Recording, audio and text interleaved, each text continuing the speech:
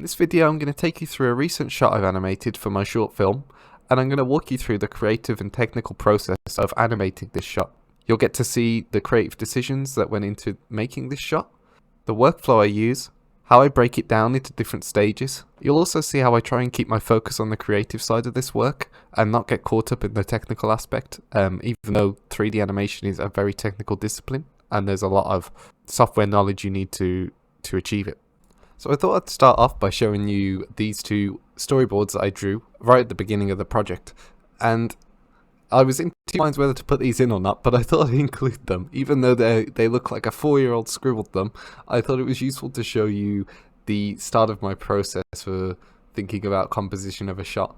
And here you'll notice the composition's changed quite a lot, but the main action, which I wrote underneath the stammer back and then look up, has stayed the same, essentially. So it can be really useful when you're sort of thinking about the kind of shot you want to animate to just write down the main action of the shot.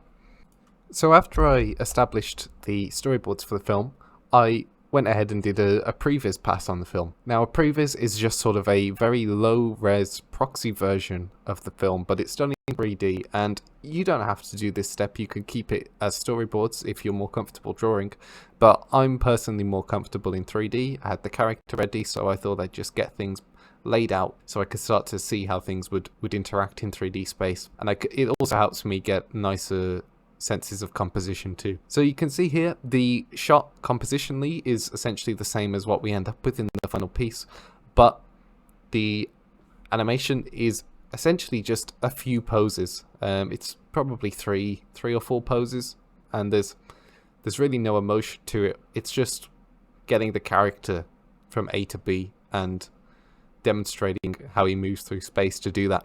You could also class this as a sort of layout pass or a rough blocking, but it's really useful just to try and convert the drawings you have in your storyboard into 3D poses before you start thinking about animation and getting into the fine details.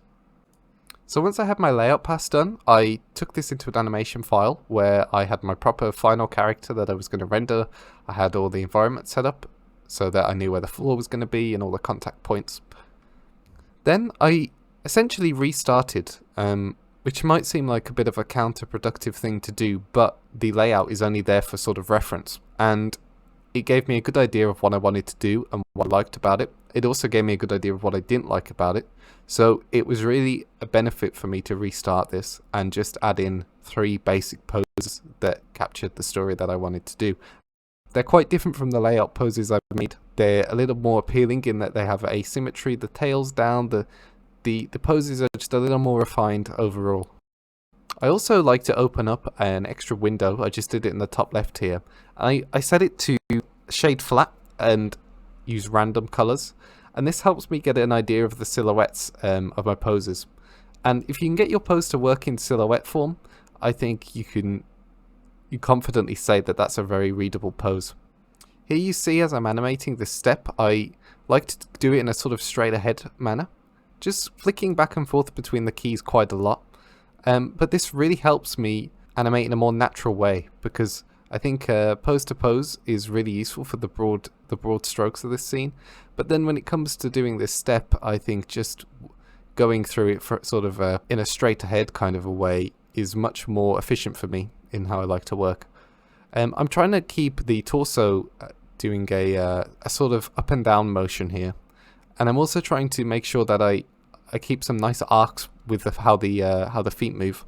So really just focusing on all the animation principles, and you see me flicking back and forth a lot between these just a few poses, and occasionally I'll delete a pose, tweak it, start again. But you see at this point I've got a pretty nice first sort of step back, keeping the head moving as well, trying to keep everything in the scene alive. Think about the emotion that this character's feeling. Even though they don't have a face to express emotion, you can still express emotion through the sort of pantomime performance.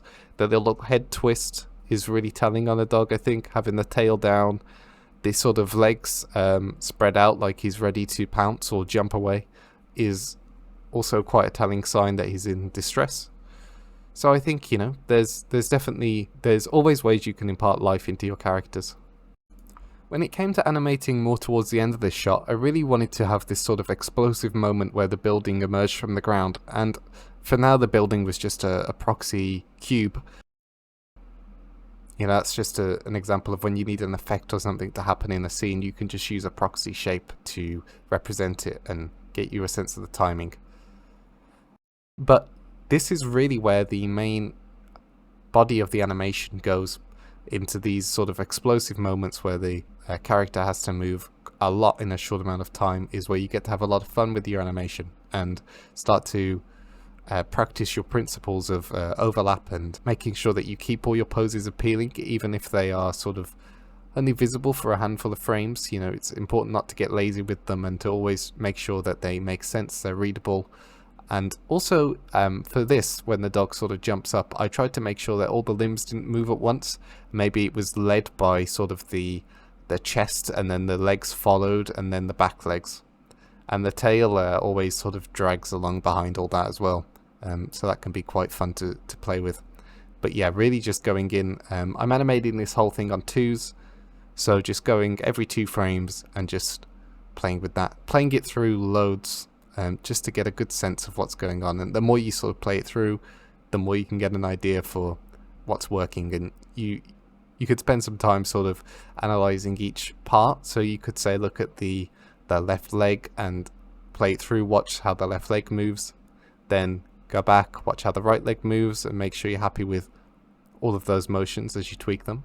But it's also important that you start with the main controls for your character. So here, for example, I started with the sort of hips motion and the hip controller, which drives the action.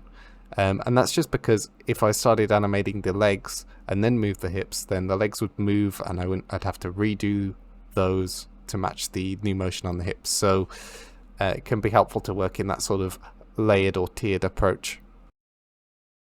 I also like to give a little bit of a delay to big events like this. So for example, when the building pops up, the wolf doesn't react immediately to it on this sort of same frame. It takes a few frames for him to register it, and that just makes it much more realistic, and nobody ever reacts to something perfectly as it happens.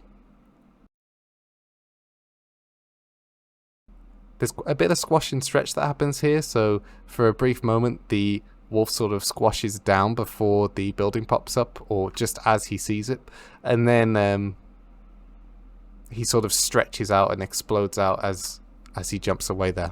So that can be a nice way of getting some appeal into your animations.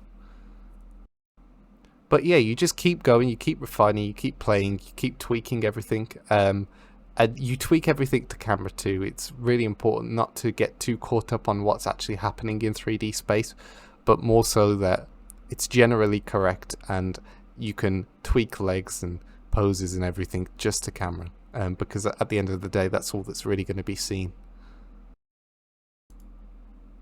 So yeah, that's essentially the process that I went through for every shot in this film. You know, technically a fairly simple process, but it takes a lot of creative work to get there. And don't get too disheartened about how long it takes, because even for this simple shot, you can see it took hours. This video's been heavily edited and sped up, so it really is key to have patience in this art form.